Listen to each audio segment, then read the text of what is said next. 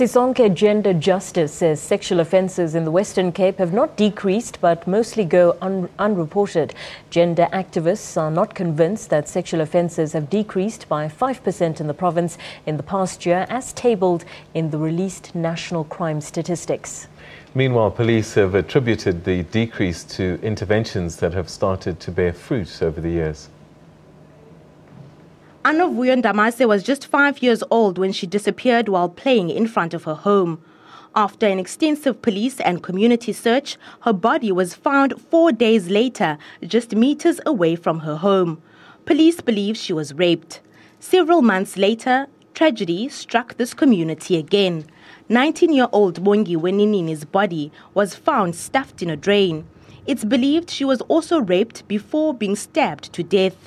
National crime statistics released today state in the last year, sexual offences in the Western Cape have decreased by 5%, 22% in the last 5 years, and by 23% in the last decade. Gender activists dispute these figures.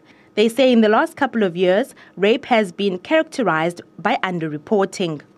We cannot read much on what was presented by South African police services in terms of numbers today, because subs and numbers alone can never reflect the trueness of what is happening on the ground. We know for the fact that for a number of reasons, people are not keen enough to report to police services for a number of reasons, because they are very hostile towards them, but also they begin to impose secondary victimization towards them, but also the system of justice takes slow and long, and ultimately they give up. In a country where a woman is being raped in a police cell, what do you read out of that?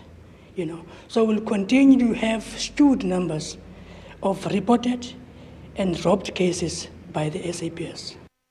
The definition of rape has also been broadened in the last couple of years, taking it away from being an act of penetration by a male organ only. Gender activists say sodomy and sexual offence acts by other objects are rape, and these often go unreported. Nomao Tusolwandle, SABC News, Cape Town.